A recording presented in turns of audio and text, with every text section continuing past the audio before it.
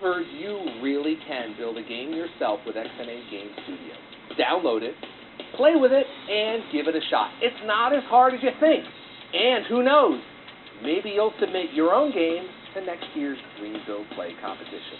And finally, here are the top 20 finalists for this year's Dream.Build.Play competition.